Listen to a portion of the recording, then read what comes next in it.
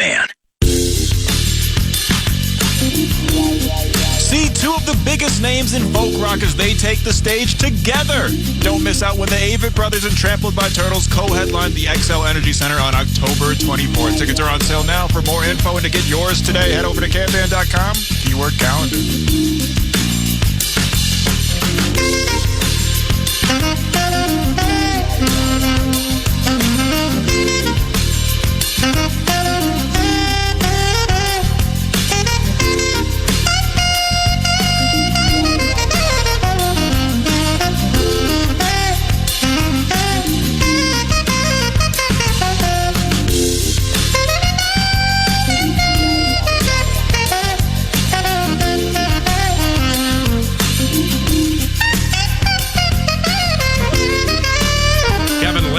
Former Mr. Basketball in the state of Minnesota. Also a basketball analyst, handling the Timberwolves for Bally Sports North. Nice enough every so often to stop by the 651 Carpets Plus Studios. And here he is, Mr. Kevin Lynch. Good morning. What's up, bud? Not much. How are you doing? Houston's here tonight. I think that's pretty cool. I mean, these Rockets... They got themselves unbelievably hot there for a minute. Yeah. Technically, they're still hot. I mean, one loss out of like the last 12 doesn't make you cold. And now Luka just did otherworldly things Sunday to end the Rockets' 11-game winning streak. But like Rockets are here tonight, 7 o'clock. That's cool. Listen to Horton Call It on the free iHeartRadio app, the Timberwolves channel. Very easy to navigate and find. But also... the Timberwolves have secured a top 6 spot in the postseason, made the playoffs 3 consecutive years. Cutest little baby number in the world, but we've had a lot of work to do over the last 2 decades. So I just think it's cool that they've made the playoffs every year Finchy has been here. That's definitely a building block, and good morning. Wow. I don't know how to respond to that. That's you're right. I mean, feel good about, we could go back, 10 years and back to some pretty crappy teams and some bad results, and now they're winning with Town. The Towns is out of the lineup, but Edwards is here, and Finch is a good coach, and things are bright, I think, looking forward. All the so with the Rockets, Sengun, maybe their best player, he's down, and they got hot without him. So like whenever that starts to happen, because you would call him, he reminds me of Domantas Sabonis light. With the way he plays and passes and dribbles. Jokic even a bit. A little bit, right. Yeah. But when your dog goes down and you start winning and never losing, that there has to be a different, like Finch said, they're playing faster. So I guess they're looking to get up and down and run and stuff. But the Rockets, man, eliminating players on this team. And you have an elite old school basketball mind. Let's go back and forth real quick. All-time Rockets. I'll go first. Lewis Lloyd. Are we just going to play this game of just naming players up? Back and forth. Hakeem Olajuwon. Jim Peterson. Craig Elo. Ralph Sampson. Craig Elo? Rockets? Yes. Damn. Yeah. Good one. Whoa, he means business. Mitchell Wiggins. Nice. Sam Cassell. Chuck Nevitt. Chuck Nevitt played for the Rockets. Right, okay. Come on. Vernon Maxwell. Kenny Smith. Granville Waiters. Otis Thorpe. Oh, you're rolling. You can sense it. Oh, geez. You got this. Oh, my heavens. Ooh, there's some big ones you guys are leaving on the table right now. Some massive ones? What? In stature and in I got a name. couple good ones. Okay, cool. How about Dagger Me? Robert Ory. Yeah, Big Shot Billy Bob. Paltz. That's right. Big Shot Bob. Yeah, Big Shot Bob. That's right. Yeah, just a ton flowing off your tongue there. Billy Paltz and Big Shot Bob. That's right. Who are some other massive ones we may be missing? T-Mac, Tracy McGrady, James Harden, Yao Ming, Yao Ming. Yes, Yao Ming. Yao Ming. I mean, come on. Well done. So with the loss Sunday to the Bulls, and I'm asking NBA constituents who I respect, and that would be you. off the Friday night victory against the Nuggets, okay, the most dominating A to Z victory the Wolves have had all year. And, there's no Jamal Murray, but it's still in the den of the champs, and Joker's playing. So that was super impressive. It was a dominance from A to Z that was beautiful. Then they come home and they lose to a middling Bulls squad, but the middling Bulls squad has, low key, what we will refer to around here as MB3. So like 20 years ago, most valuable three, MB3. Cassell, Sprewell, Garnett. I mean, you kind of, like the Warriors, they kind of have an MB2, but it's an ancillary with Clay and Steph, but then like Dre and Wiggins and stuff like that. It's not an MB3, but they were tough to beat when it wasn't an MB3.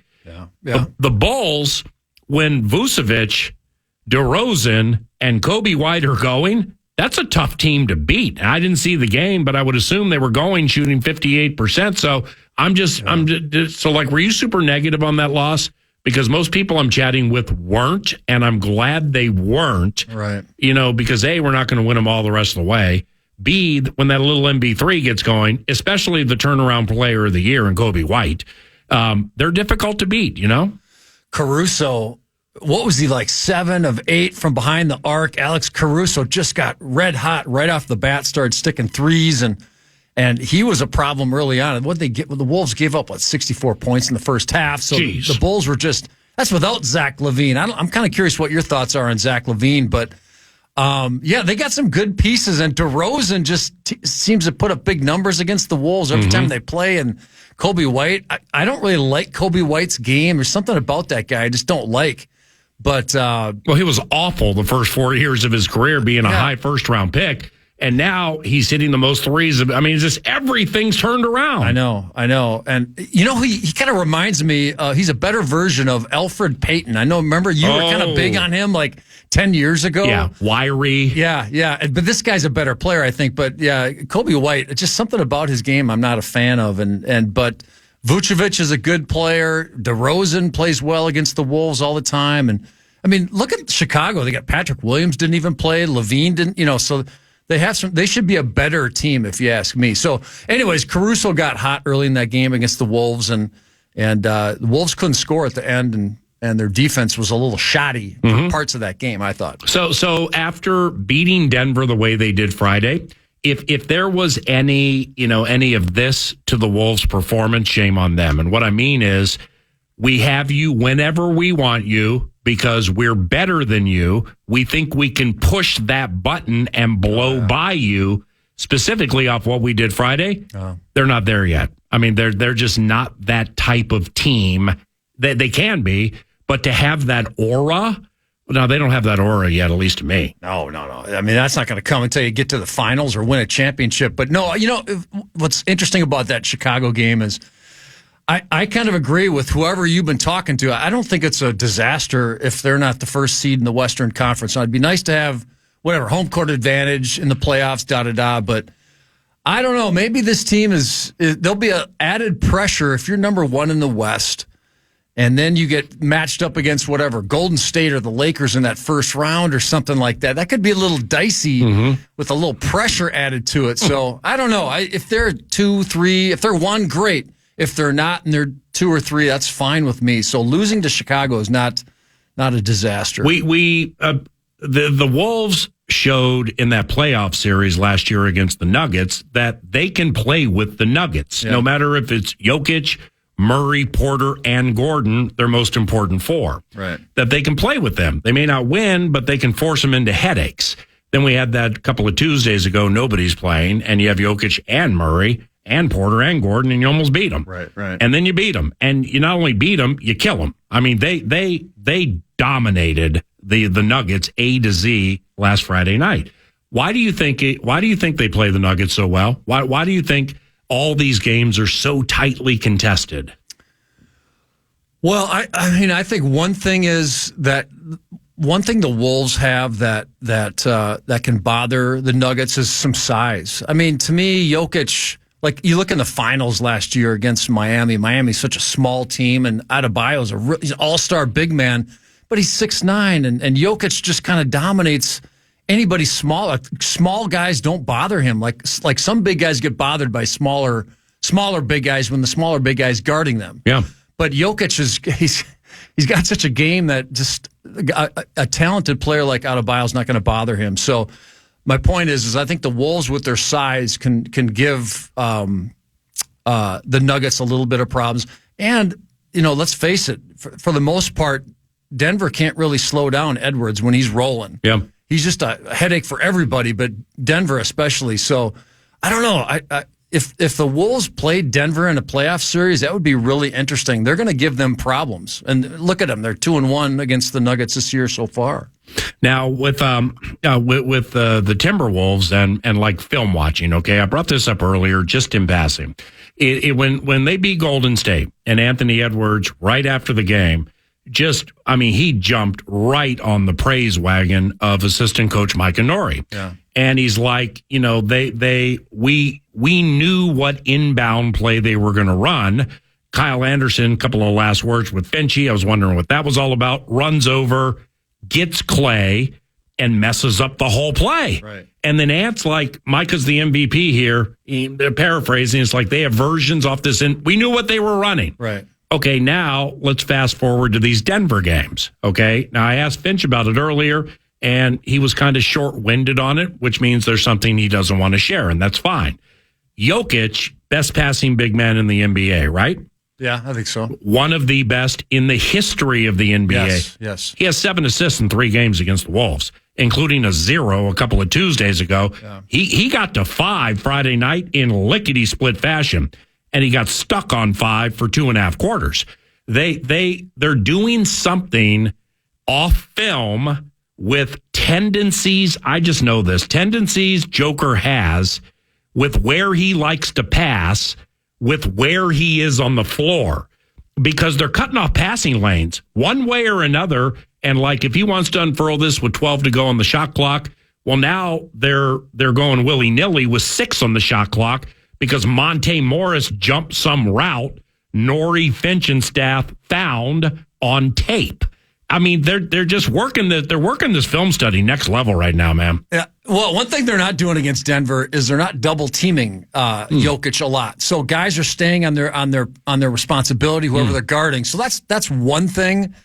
And so they're allowing. So instead of because Jokic is so good that even if you double him, he's still going to give you 25 and get 16 rebounds. So. But, you just kind of want to stay on the other guys so they don't have big games because Jokic is going to do his thing. So I think that's one thing. Plus, Paul, the size and length of Minnesota helps their defense when it comes to a guy that's looking to pick you apart like Jokic. The Rockets have won 13 of their last 15, including 11 in a row. That streak was snapped Sunday by Luka. And listen to that game tonight, 7 o'clock on the free iHeartRadio app. It's the Timberwolves channel. Rockets tonight. But for the purpose of this part of the conversation, I mean, breaking down the all 10, all 22, we'd call it in the NFL, but the all 10, in looking for tendencies and tells and things like that with teams. They're 3 games in 4 nights, 4 games in 5 nights. How tired do they get? When does it happen? Who starts to get most tired? Can we craft the plays to go that way? All that stuff takes place. Film study in basketball. I mean, are there moments from when you played with Charlotte or just from what you know or remember where they're like gotcha moments? Wow. I mean, they keep doing this and nobody's exposing it and we got them and we're going to get it and it plays into the game and eventually a win. Give me more detail on that question. How important is film study into games for players off what the coaches see? Think that Klay Thompson moment. Yeah. This Jokic passing thing is absolutely born of film study. I just haven't referenced it or had somebody talk about it a lot during the course of following the NBA. The importance of film study, and Mike Inori is the MVP. We knew that was coming because of him. Yeah, it's kind of tough to great players like Jokic. It's kind of hard to. I understand what you're saying as far as. Have they sniffed out something that Jokic is doing or Denver's offense is doing that they've kind of they're trying to exploit a little bit defensively? But to me, let me because the question was convoluted. So let's think tonight. Okay, so Finch was on the radio show earlier. He mentioned the center being down, and their playing style has changed. He said they're playing a lot faster. They're running a lot more. Right. All right, so now we unpack it from the baseline. Now, Sengun doesn't clump like Nikola Jokic is not the most fleet of foot, so therefore the center with him, Sabonis can run up and down the court. Sengun can run up and down the court. So you take them out and you're going to get faster because he's the biggest, slowest guy out there with the 5. Right. So if you look at the film of how the Rockets are playing and you're like, they want to make it racehorse basketball. They want to take everything and run. Would the film study coaching piece be when we get a rebound, let's not be super keen to run. If it's there, take it. Otherwise, try to turn them into more of a deliberate style of a game. That's more what I mean. So you don't want to run. Your point is you don't want to run with the team that's trying to run against you.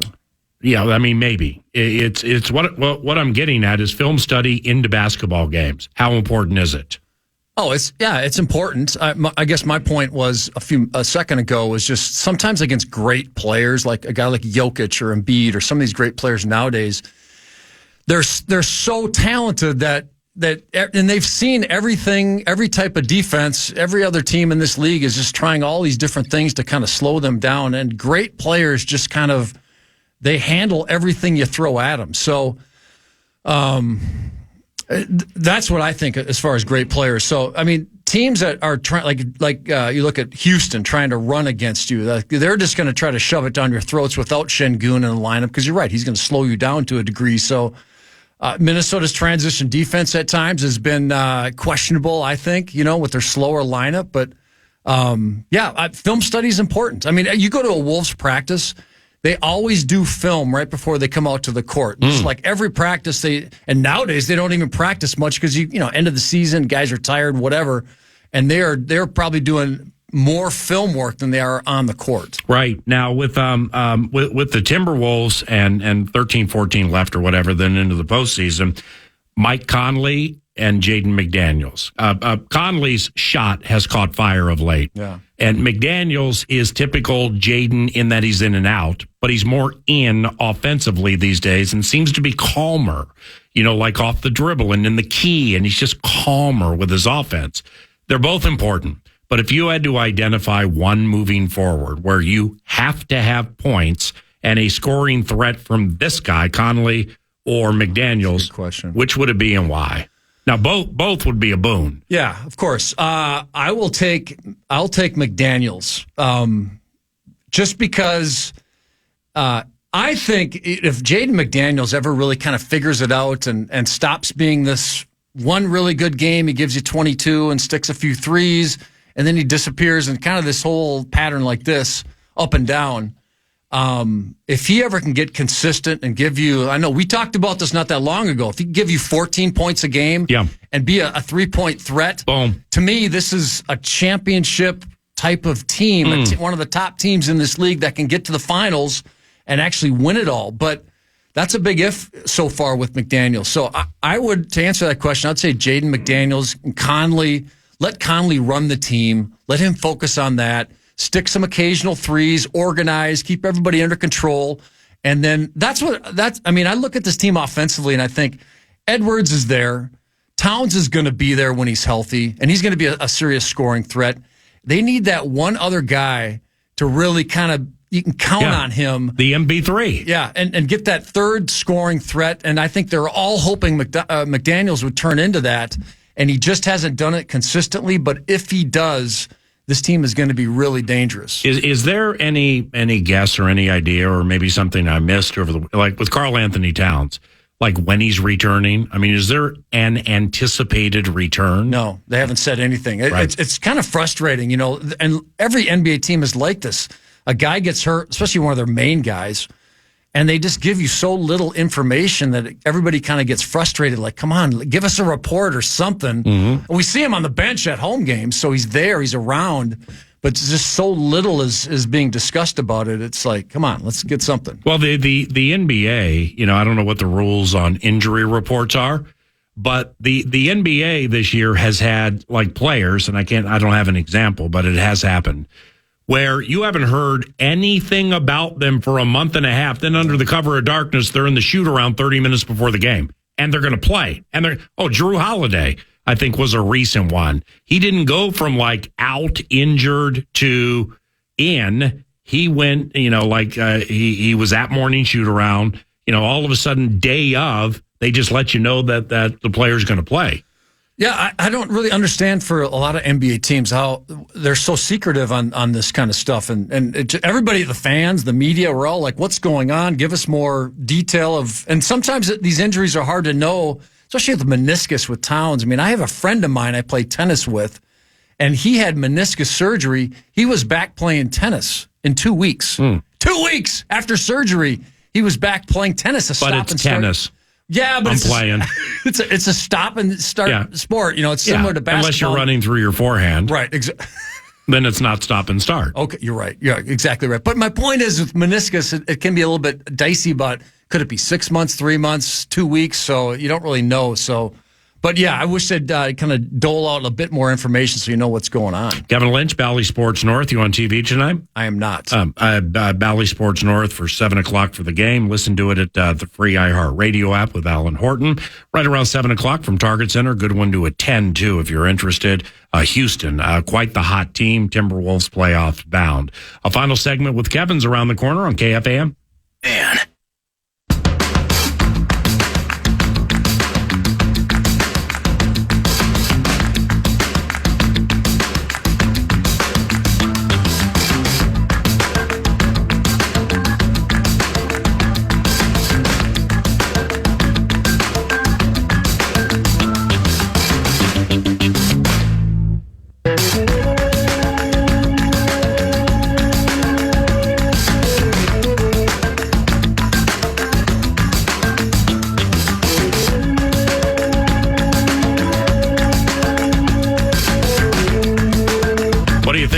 Caitlin Clark.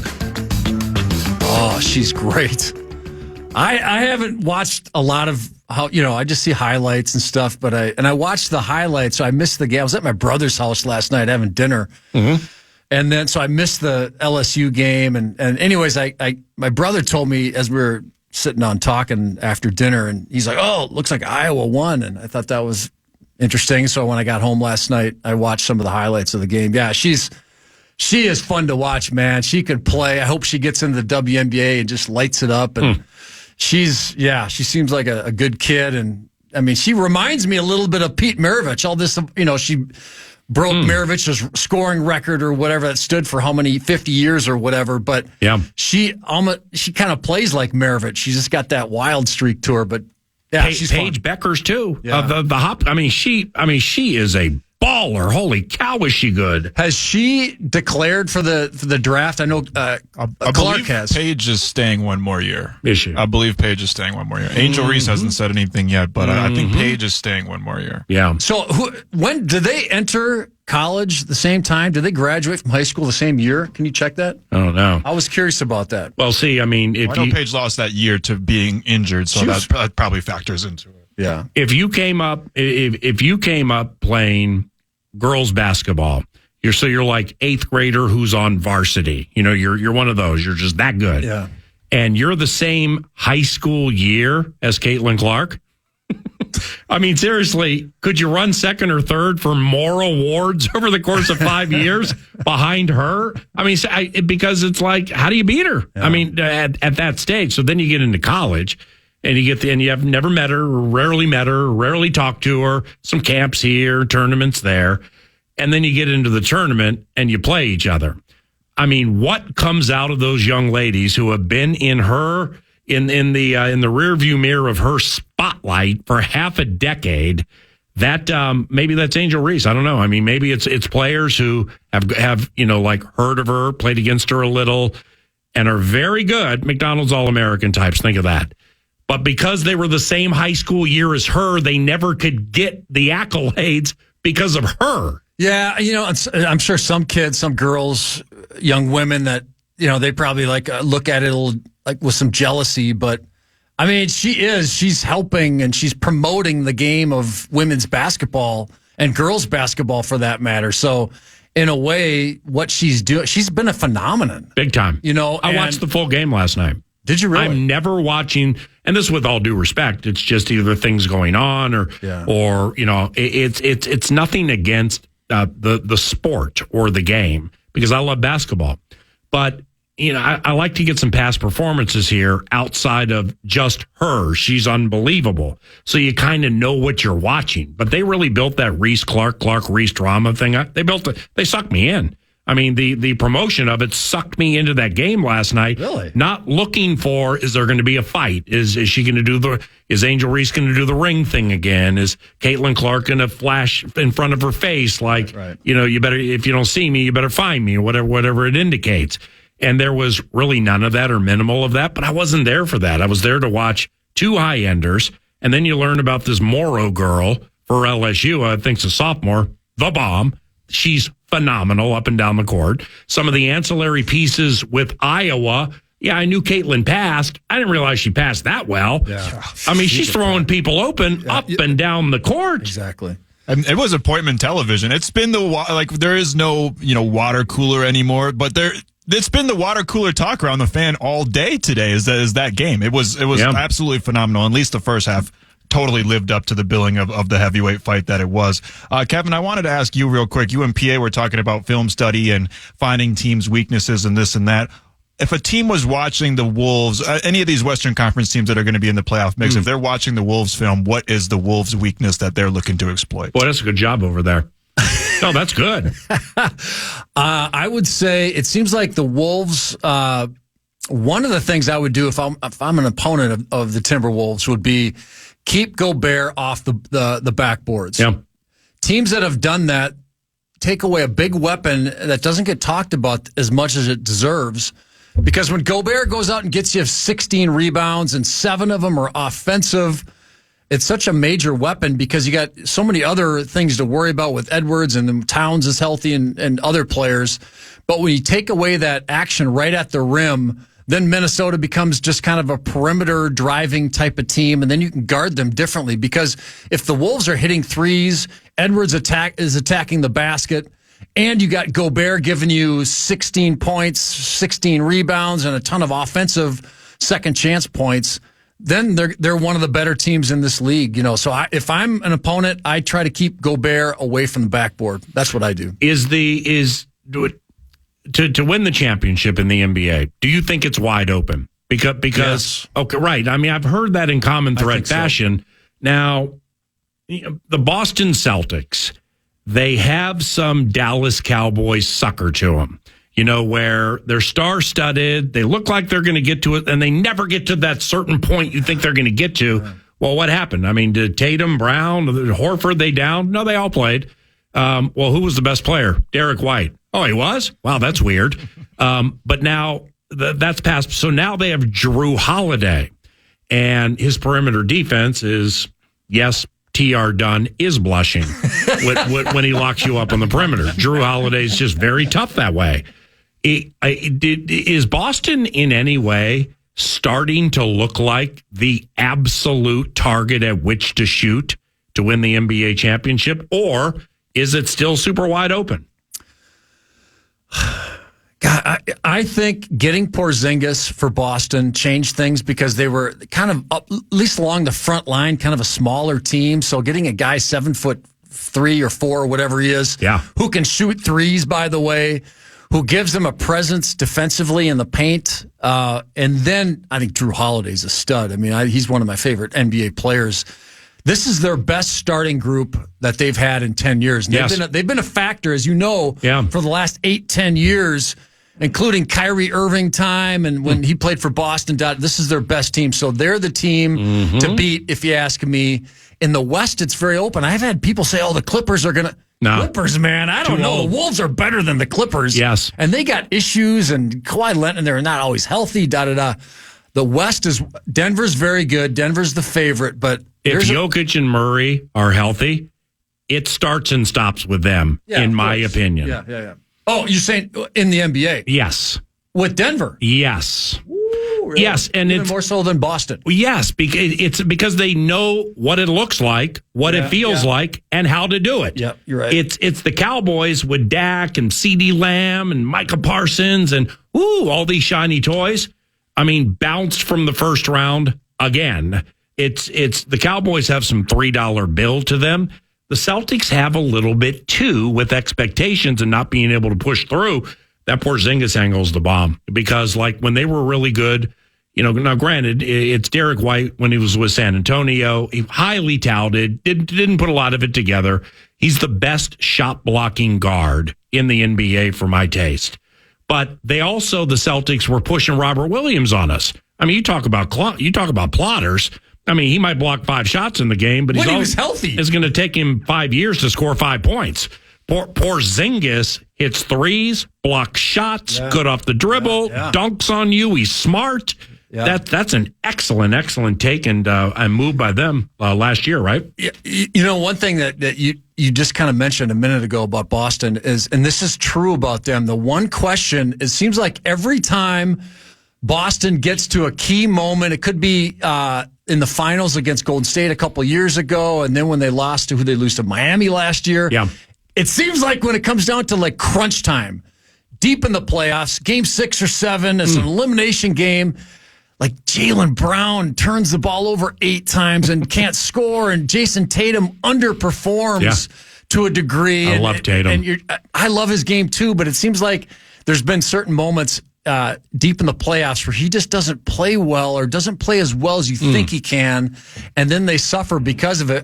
I think it's the 2 best teams right now are, you're right, Denver and then Boston with Drew Holiday and Porzingis. Really, they're going to be tough to beat. This might be their year. Well, you got something for Kevin before we say goodbye? I do indeed. And adding to that, I actually just saw, I don't have the stats off the top of my head, but Jason Tatum is one of the worst clutch players in the NBA this season. Where'd you see that? I saw that somewhere on social media, and they had the actual stats. So at least over the last several months, he has been dreadful in clutch time and has not really benefited the Boston. I mean, luckily for the Celtics, they've been front-running a lot of teams. But think when the Wolves were at Boston, all right, they lost. Yeah. But they had killed Orlando the night before, beat them by like 30. Right. Then they played the next game, like, it's going to be a tough one.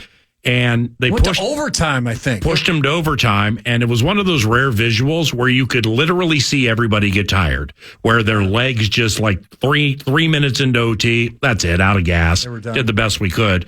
But that clutch piece that Max just dropped, at the end of overtime, Jaden Daniels did wonderful at the end of regulation, did wonderful one-on-one work on Tatum. Tatum couldn't shake him, went up for a clutch time, game-winning shot, and he missed it. So that maybe a lot of moments like that, who knows? Yeah, and Jaylen Brown, I remember last year in the playoffs when they lost to Miami in that series in the East, Jaylen Brown was junk. He was terrible. Right. And then they get to the summer, and I was like, God, they're going to trade this guy. They got to get rid of him because he was a problem. He really hurt Boston, I thought, in that series. And then they signed him to a $260 million I'm like, this is a bit surprising for me because he didn't play well at the very end. Jason Tatum, I'm reading right here, says he's shooting 36% from the floor in clutch time and 33%. What is clutch time? Final 2 minutes? I think it's like final 5 or something like that. So not doing very well. And his usage goes way up as well. So not doing very well. We've been talking about matchups a lot over the last couple minutes. Kevin, in your opinion, I asked your broadcast partner, Marnie Gunn, this morning on the Power Trip Morning Show. In your opinion, what is the Wolves' ideal matchup and what is the matchup they don't want in the first round of the playoffs? Oh, don't want New Orleans. I don't think you want to. Don't want New Orleans. Agreed. Marnie said that. Really? And Johnny K said that yesterday as well. Well, B.I.'s down. Now, yeah, if he comes back. He will come back. Yeah. That's a problem. So you want to avoid those guys. I mean, I would rather play Dallas, Sacramento, teams that the Wolves could play quickly in the playoffs. I'd rather play those 2 teams than a healthy Pelican team. And then Sacramento's down Malik Monk, who's been a killer of the Wolves this season. So he's out for a little bit? He's out for a little. I don't think he might not be back this season. Bro, bad beat. What's the injury? And bad beat for Malik. He's in a contract year, and he was kicking ass, too. Yeah. He's be out fine. 4 to 6 weeks with a right MCL injury. Yeah, you guys make a good point about the Pelicans now that I think about it, because Zion kills us every time. Every single time. There's a couple of times, at least once this season, they completely ran us off the floor. Yes. I mean, so did the Kings, but the Kings aren't healthy. And Valanciunas has big, it was against Cap more so, but like Valanciunas is tough. Yeah. But I mean, he's a problem like when we play him too. So that's a good I don't want anything to do with Dallas. Wait, say it again? I don't want anything to do with Dallas, though. Oh, the way Kyrie and Luke, I know the Wolves match up well with them, especially Anthony Edwards and Jaden McDaniels have played phenomenal defense on Luka and Kyrie in the past, but the Mavericks are clicking right now, man. They're 9-1 over their last 10. They've won 7 in a row. Luka and Kyrie are the bomb right now. I mean, it's really working with them. Doncic, I get it. He's one of the best players in this league, and I don't know what it is about the guy. There's something missing, at least how I view him. He doesn't care about defense. That's probably who cares? Yeah, well, seriously, I don't like that. Either did Larry Bird. Bird didn't care about defense either, and it's Larry Bird. You know what I mean? Absolutely. I'll call you next week, see if you have time, all right? Thanks, appreciate it. Yep, for sure. Kevin Lynch, Valley Sports North, final segment, 9 to noon. This Talker Tuesday, next. Fan.